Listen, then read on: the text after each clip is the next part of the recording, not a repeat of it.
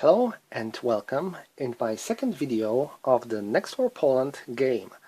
A game about possible invasion of Russia and Belarus on Poland and Baltic states, released by the GMT Games at 2017. This is a game by Mitchell Land and the system design is by Gene Billingsley.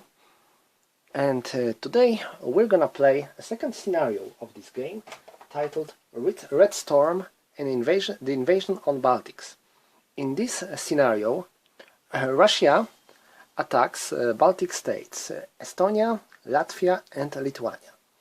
And these three countries were always quite an important part of this part of Europe, because Lithuania was a major power once here, and then it created a Polish-Lithuanian Commonwealth, which was a superpower in the East and Central Europe, while Latvia and Estonia, known better in these times as influence, were a place where Poland, Russia and Sweden fought for their influence for many years. At the 1918, all these three countries regained independence. Lithuania decided to go their own way, breaking their previous links with Poland, and they all lost their independence at 1940 when United Soviet Socialist Republic annexed them. They regained their independence at 1919 when the Soviet Union collapsed, and today they see Russia as the major threat for their independence. Russia, of course, uses this, especially since in each of these countries we have a big Russian minority from the Soviet Union times, and Russia often uses this minority to cause some unrests in these countries. These three countries became a part of NATO, and as you could see in my previous game, when I showed you a scenario called Suwałki Gap, they are all linked with NATO by land, only by the narrow corridor in the northeastern Poland, which is called Suwałki Gap. It is here, and this is their only land connection with other NATO countries like Poland, Germany and so on. So this place is quite important for the NATO. Some say it is as much important as Fulda Gap was in 70s and 80s. So, in this scenario we have to perform a Russian attack on these three countries. But that's where problem starts. Why?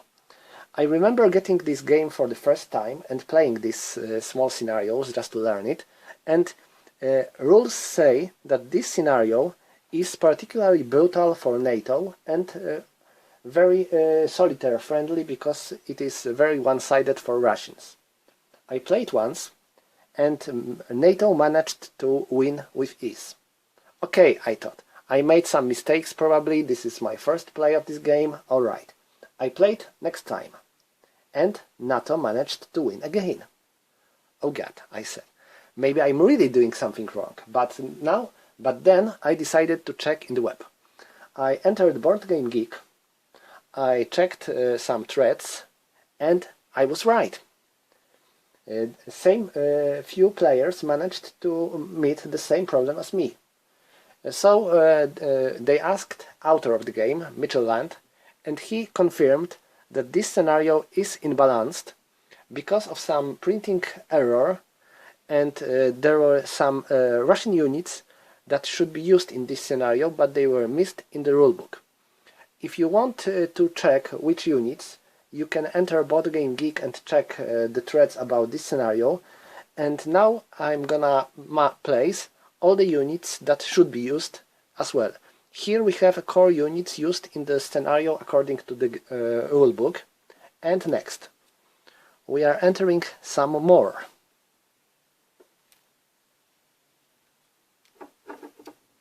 Some more, even more, more, more,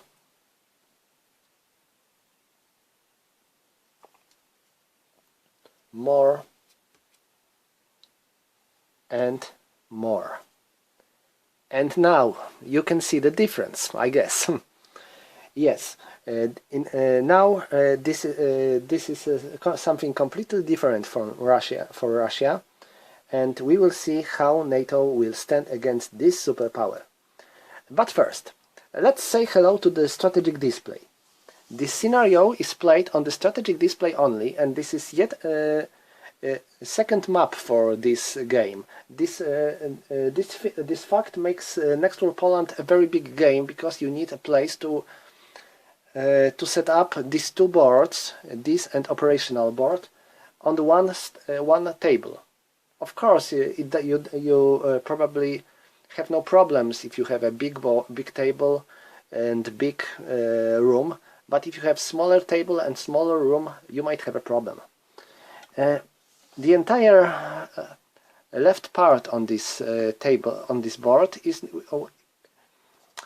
not usable for us now, because it is for advanced air rules, and we are playing with standard rules, so no problem, we can skip this. Here we have general records track, something you know from the previous movie, and here we have Baltic Sea, a lot of stuff on the Baltic Sea, but again this is not something we care much about it now, because in this scenario we are not using sea or naval rules. We're gonna use them in another scenario, which is played right after this scenario, and it is about NATO reaction in the Baltic states. But for now, all these sea areas, all these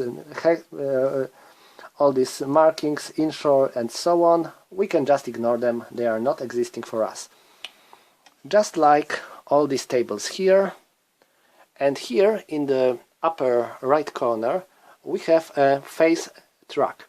This is quite a useful thing, but it was printed in quite an odd place, because it's quite far, and using it is, well, not quite easy.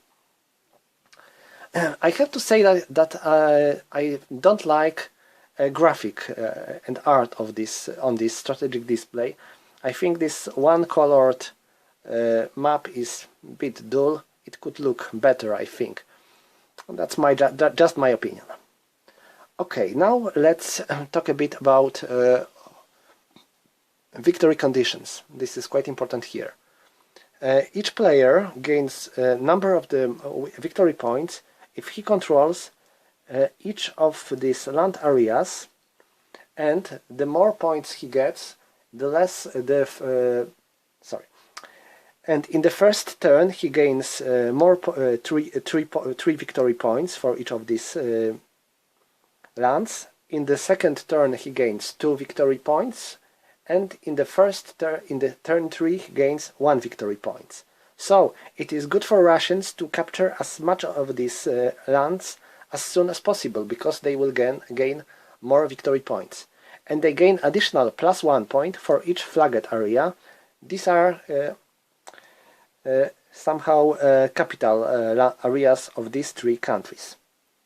So that's for starting, and next we have do some stuff when it comes to the setup.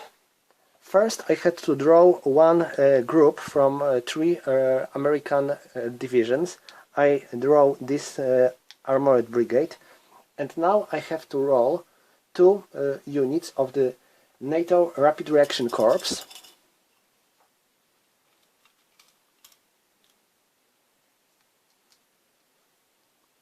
I draw German and Netherlands battalions, and I can place them anywhere on the board. So I'm gonna place this German battalion in the capital of Latvia, Riga, and this Netherlands Marines in the Tallinn, capital of Estonia, since these flagged areas are very important for me to keep them. And now I think we are ready to start playing. So we are starting with first turn. This game contains 3 turns, and if turns 1 and turns 2 are initiative turns, where a Russian player has an initiative, while turn 3 is contested, so none of the sides has initiative. We are starting with turn 1. Let's take a sequence of play. We're starting with weather phase. We don't have to roll for weather, because in this scenario in each turn weather is clear, according to the scenario rules. Next we have supply phase. We can skip it because it is optional. And next we have initiative air naval phase. Like I said before, a Russian player has an initiative in turn 1 by default, so we can skip it. Next we have to roll for standard game air points. We don't have to, because we have fixed number of air points in this scenario. A Russian player has 4 air points in this turn, while NATO player has 2 air points in this turn. Next we have set air superiority. It is fixed by at advantage, like here. And next we have some sea stuff that we can skip, and mine clearance. This is also a part of the sea rules, so we can skip it. And we are moving to the initiative, movement and combat phase. Since Russian player has an initiative, so we have to make all these actions of the initiative phase. So let's move our friendly, or maybe not very friendly, neighboring Russians. I think I will move my camera a bit, so you'll be able to see it better. While moving on the strategic display, we can move our units only to the neighboring area, no further. So, I'm gonna move these 2 brigades here, these 2 brigades here, these artillery units here, and I'm gonna put this infantry brigade and this infantry brigade here. They will be quite useful when I will have to clear these lands. Let's move a bit north. I'm gonna enter Riga with these 3 brigades. Next I'm going to enter Widzeme with these 3 brigades. Or maybe not, maybe this one will go here. And next, north, I'm going to enter Narva with these 2 brigades. And I will give this artillery here as a combat support. So that would be everything when it comes to the land movement. But as I have also 3 airborne divisions that I can use to land somewhere there. First, I would like to capture this island of Saaremaa. It is important to capture it by air, because it can't be entered from the other land areas. Even if I would capture this Tartu area, I wouldn't be able to enter Saaremaa. I can do it only by air landing. So, I have to make a rolls for air defense first. Air defense is advantage, flying side has air advantage, so I'm gonna use this column. And I don't have any modifiers, since there are no enemy naval units or enemy armored units, and no installations as well. So I'm gonna make a roll first for this unit. Oh my! I rolled 0, and 0 means abort -1. So this action is aborted and this unit suffers 1 step loss. My god, that was bad. And now for this unit, they rolled 9, so they landed safely in the Sarema. Sorry, they flew to the Sarema. Now I have to check how they landed.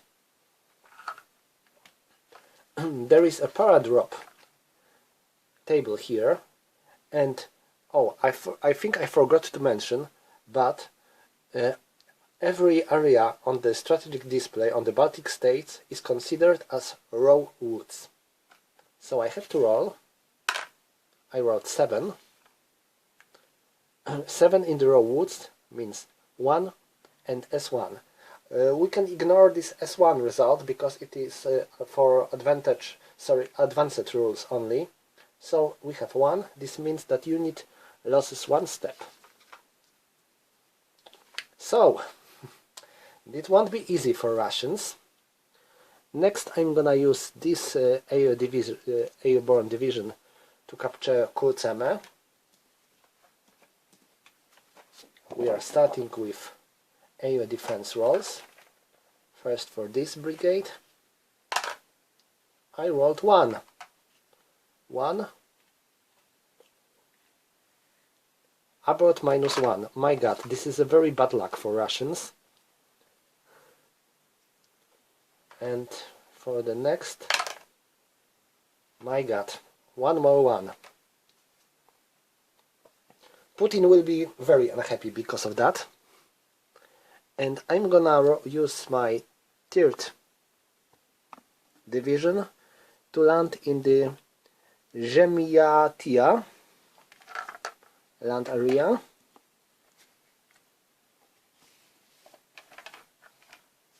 Let's make a roll. First for this brigade. My god. 0. Abort -1. This is a disaster. And for the another one, my god. I don't know what to say. All the Russian attempts to, well, 90% of the Russian airborne attempts ended with complete failure. This is a real disaster. Okay, but that would be all when it comes to the Russian initiative movement segment. And now we can resolve combat. We are starting here. You may ask about stacking limits, and I should tell a bit about combat in this map. First, if there are more of the defender units on the such land than 1 unit, defender has to form a stacks. And when he finishes forming his stacks, then attacker decides how many of his units attacks each stacks. So we only have 1 unit here, so I can attack with all my units. I have a stack limit of 6 when I wanna attack. I can have as many units as I like in such land, but I can use only 6 stacking points in a single attack. So I have 5 stacking points here. I have 3, 6, 11. 11 against 3. So it gives me, where did I put, yes, here, 11 against 3, so it's 3-1 in the raw woods, and get additional -1 because it's not complete, not full. So we have one. First, we have to check column shift. We have 6. I'm gonna use this unit as a leading force, so it has 6 against 5. So I have +1, and I'm gonna use when it comes to Russians. No, I don't have combat helicopters here in Belarus, so I can't use my combat helicopters. NATO has 1 unit of combat helicopters, and they are gonna use them. but I have to roll for air defense first. I rolled 7, so in the firing side has air advantage. 7, 6. I have to subtract 1 because there are armor units, so I have 6. Still, I can use it. So I gain +2.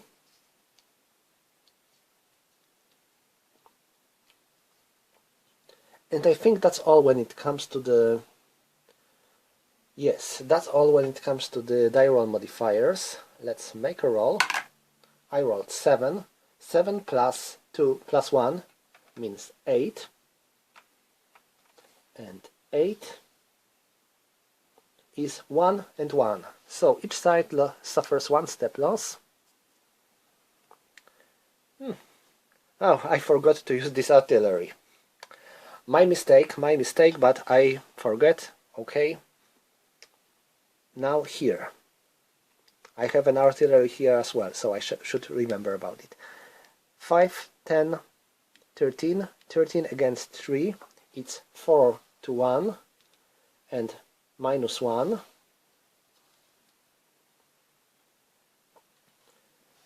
Russian unit, attacking unit has 6, defending has 5, so we have one more column shift. And next I'm gonna try to use these combat helicopters here as well. Oh. I rolled 9, wow, that's good. They can be used again, so we have -1 and +1 for the defender. And we have, Russian player likes to use one of his air points. 2, oh my. We have 2, and this is mechanized unit, so we have 1, 1. It fails. It fails, Russian can't use their air point. Okay, and they have another +1 because of different formations. And artillery. I almost forget again about artillery. Okay, that's all. Let's make a roll. Wow, 0. 0 plus 2, so we have 2. -2 air. So defender suffers 2 step losses, so it's eliminated. And we ignore retreat results when resolving combat on the strategic display. So now Russian units can be put under clearing counter, and they might try to clear this area in their reorganization phase. Next combat we have here 3, 5, 11 against 2. So this is one stack. So we have 11 against 2. This is 5 to 1. A NATO player decides to use this German unit as his leading force, while Russian player decides to use this Russian brigade. So we have 6 against 6. No column shifts because of the combat efficiency. And now Russian player wants to use one of his air points. 4. He can do it. So we have -1. And NATO player decides to spend one air point as well. 5. -1 because of the mechanized units, so it's 4. I think it means that he can't use this air point. 4. Yes, advantage. Yes, he can't use it. And Russians gain +1 negative because of the 2 formations. So 0. And let's make a roll. 3. That's pretty good roll. Oh, -1, -2 error. So we ignore a retreat result. So the defender has to suffer 2 step losses. 1, 2. 2 loss units are eliminated, and attacker has to suffer 1 loss. Again, all the enemy units are eliminated here. So I'm gonna take one randomly draw clearing marker and place it here. Next combat is here in Widzemy. 6 against 1. It is 6 to 1. Russians are not using their air forces, NATO as well. So that's all. Helicopters here. No, I'm not gonna use them. So no combat no diaro modifiers for anything, since we have only one formation. Let's make a roll. 6. -1, -1. So 1 and 1. This one is eliminated. Okay. They can also try to perform clearing operation. It won't be easy. You will soon see why. But let them try. And next we have 2 more fights to resolve. First here, 3 against 1. It means 3 to 1. 5 against 4, so we have +1. Artillery, 1 more column shift. And Russians try to use their Mi-24 helicopters. 6. It is good, they can use them, so they have -1. And now let's make a roll. 7 -1 is 6.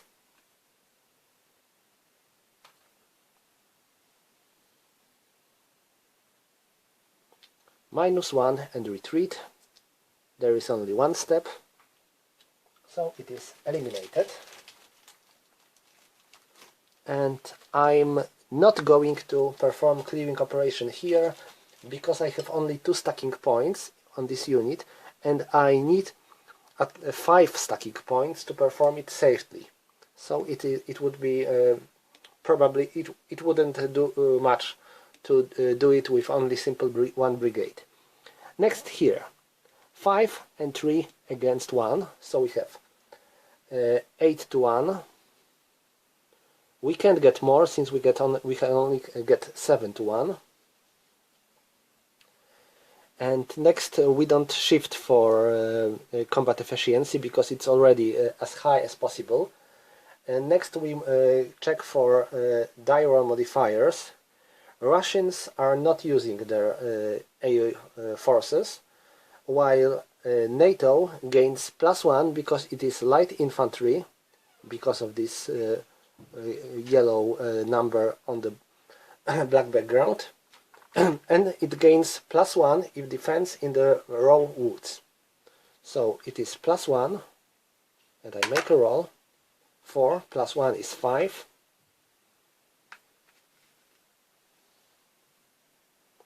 -1, -2. Okay, that would be something interesting because it is in red. So this unit has only 1 step and it will be eliminated. But the results say it should lose 2 steps, while an attacker should lose 1 step. But because it can't lose 2 steps, it has only 1, then attacker may ignore 1 loss. So his unit doesn't have to suffer this 1 step loss. And the last battle is going to be here. This will be very hard. We have 1 against 1, so it's 1 to 1. We have 5 against 4, so we have 1 shift. And we have a Russian player decides to use 1 air point. 4, he can do it. And NATO player decides to use his one last remaining air point as well. he rolled 6, so he can do it. So Russian point is nullified by NATO, and we don't have any die roll modifiers here. I'm gonna make a roll. I rolled 8. Oh my. Attacker suffers 2 and defender suffers 1. So attacker is eliminated and defender is eliminated as well. And that would be all when it comes to the combat phase. Oh, I forgot one thing. I forgot to place clearing marker here. And that would be all when it comes to the initiative combat segment. Next we have elite reaction movement segment. I can move my elite units of NATO forces anywhere I like, but I don't think I will do that because I don't have many of them. Actually, I have 2 of such units. This American brigade and this German battalion, sorry, this Netherlands battalion, but I'm not gonna use any of these because, well, I don't have a reason to move them anywhere, so let them be. And next I have exploitation movement segment. In this segment I might move Russians somewhere that I like. I don't think I will do much of the movement. Let them stay here and attack these Lithuanian defenders here.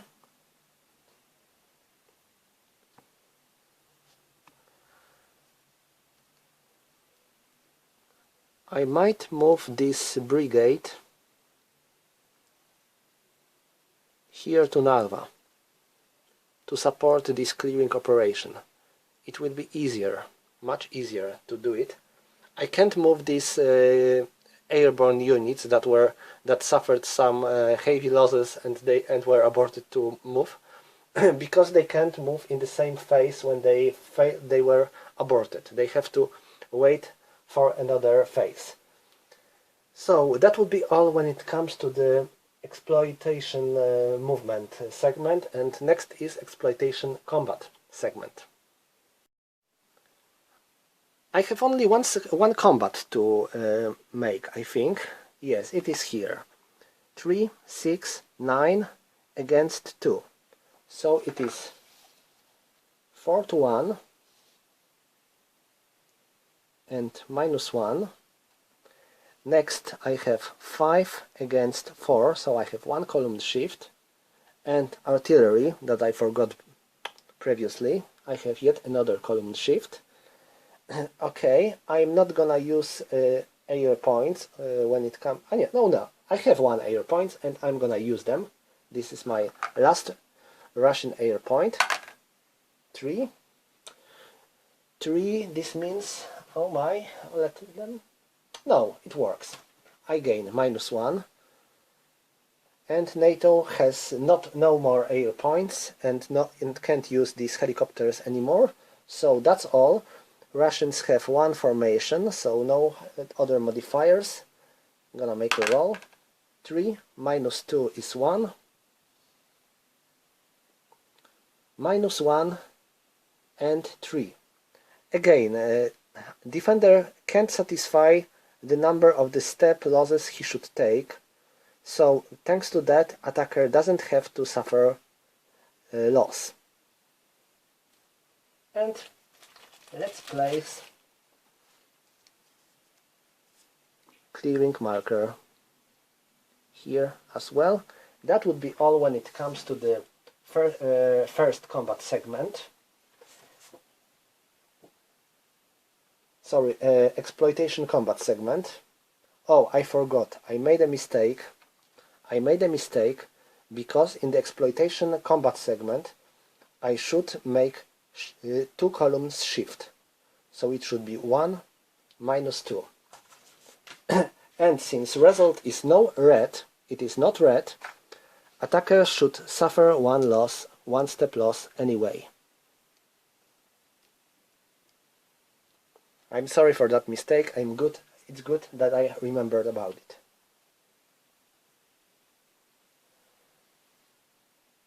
And next we have reaction movement segment. NATO player may move any of his units as he likes, but I don't think he will, because there's not much for him to move. So that would be all. And we are moving to the basic movement and combat phase. We are starting with Russians, and now Russians may move their units as they like. I think I will do such a thing. Move all these losers. They failed to perform their splendid airborne operations, so I'm gonna let them try to clear Tartu, and that's all when it comes to the first movement segment. We are moving to the first combat segment, but Russians doesn't have to attack anyone. And next we are moving to the second movement segment. NATO units are not moving. And finally we have second combat segment. NATO units are not attacking anyone. So that would be all when it comes to the basic movement and combat phase. Alright, so we have reorganization phase. We are starting with step 1, rotate all helicopters and artillery to reflect no missions used. So I have to turn all my artillery and helicopters so they can be used again in the next turn. Remove air points. Oh, that's not a problem, because we already spent all air points. Reset air mobile points. Okay, done. Remove tunnel markers. This is not a problem, since it is not next war Korea only. And finally, conduct clearing operations. And that's what we have to do here now. There is a lot of clearing operations here, so there will be a lot of stuff to do. Okay, we are starting here. Let's reveal number. Oh wow, 6. It's a pretty big number. And first, minimum safe stacking points is 5. And we have here 2, 4, 5. So perfectly. Next, I'm gonna use my DRM track to remember about any modifiers that I will need. Okay, we are starting with clearing in Lithuania or Estonia. Yes, we are clearing with Lithuania and Estonia. So we have -1. Clearing flagged land area. No, this is flagged land area, so this is not. And next, per additional installation. No. Amphibious assault, paradrop or air mobile. No. Stack includes leg and armor or mechanized. Mechanized and armor, so no leg units, so we don't have any +1 because of that. Difference between efficiency rating and clearing number. I think I'm gonna use this unit as a leading, so I have 6 against 6, so no modifier for that. And difference between stacking point and minimum safe stacking point. I have 5, minimum safe stacking point is 5, so no modifier for that. I'm gonna roll, and I roll with -1. Whoa, that's bad. Clearing operation failed, so no. So let's try, maybe this. Maybe we'll be more lucky this time. Oh no, 6 again. My poor Russians. Okay, I have 1, 2, 3, 4, 5. So I have 5 stacking points here. And one more. Lithuania, Estonia, yes, -1. Flagged area, no. Additional installation, no. Amphibious, no. Paradrop, no. Stack include the select and armor and mechanized, no. Difference between efficiency rating and clearing number. All these units are 5. Yes, they are 5. And this is 6, so we have additional -2, -1. And the difference between stacking points and minimum safe stacking points, I have 5, it needs 5, so it will be extremely hard. My God! Now, they managed to do almost impossible task.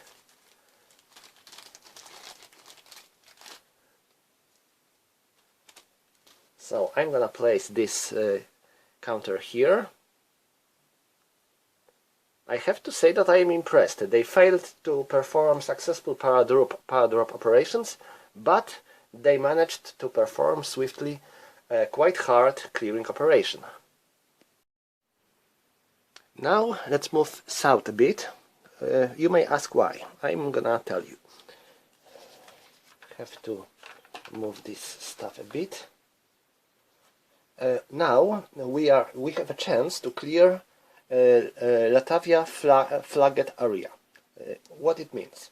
If I will successfully perform clearing operation here in Riga, and and there are no enemy units in any other land areas of the same country, I gain instantly control over all the land areas of this country. So I'm gonna start with clearing operations here in Riga, and if I will make it good, I'll get instantly control over Vidzeme and Kurzeme. So let's check it out. Oh my God! Again 6. They have really bad luck. Really bad luck. So let's make it. Let's check it out. First, I need to check a number of safe stacking points. Do I have one? Yes, I have 5. This is alright. So clearing in Lithuania and Estonia, no, because it is Latvia. Clearing flagged land area, yes. So I have -1. Per additional, no. Amphibious, no.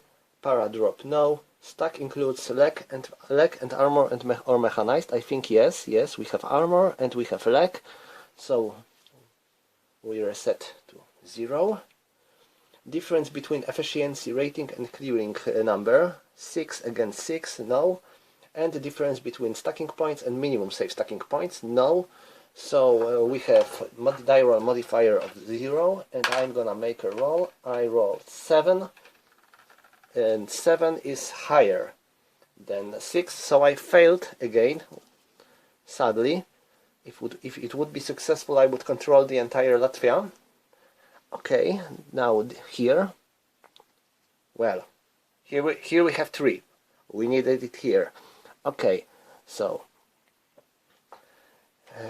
flagged area, no. Lithuania and Estonia, no. Additional installation, no. Amphibious paradrop, no.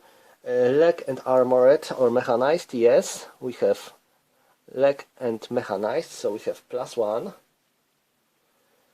The difference between efficiency rating and clearing number, 5 against 3, so we have +1, +2.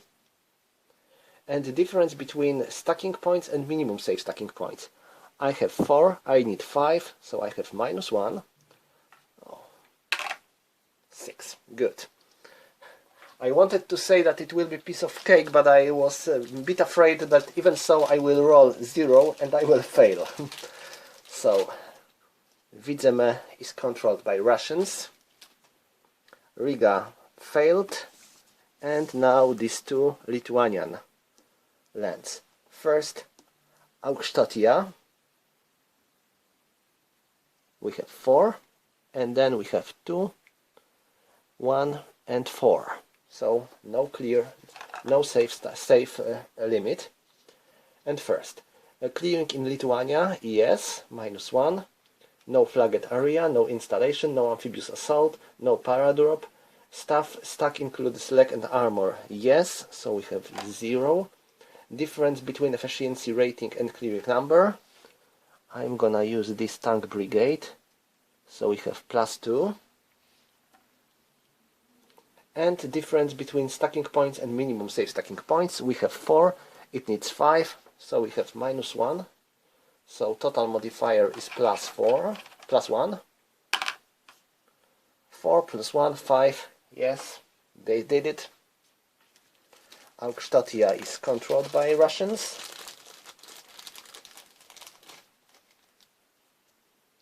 And now Suduva. let's check number 4. Now here these numbers are quite good, while in the north they were, well, very hard. 2, 4, 5. This will be okay. Clearing in Lithuania, -1. Additional installation, no. Oh, sorry, flag area, no. Amphibious assault, no. Paradrop, no. Leg and armor or mechanized, yes. Difference between efficiency rating and clearing number 5 against 4, +1. And the difference between stacking points and minimum safe stacking points, 5 against 5, so it's 0. So we roll with +1 modifier. My god! Gonna say that Russians have a bit bad luck for clearing checks in this turn. That was, well, quite a failure for them, to be blunt. Okay, and this concludes our reorganization phase. So, next we have reinforcement and replacement phase. Both sides place reinforcements. So, first, allied player has to take 2 reinforcements counters from his cap of the Baltic states reserve units. I'm gonna make some shuffle, and then I'm gonna take 2 of them.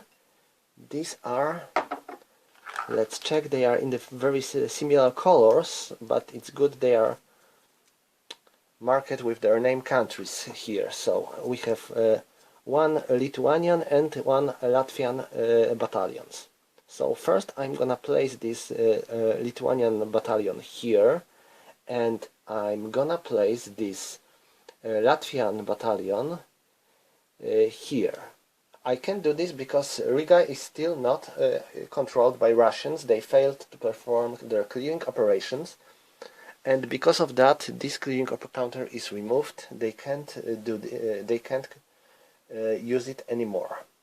Next I gain additional reinforcement as 1st Brigade of the 82 Airborne Division, and I can place it in any friendly area or at any any contested area with paradrop, but I have to make a paradrop. You could see that it is quite a risky thing to do, so I'm gonna place them here, and that would be all when it comes to the Allied reinforcements. Russians gain 1 replacement point, and they can spend it. 1 point gives us a very little, but Russians have here motorized brigade which lost 1 step, and I can spend this 1 replacement point to gain this 1 step.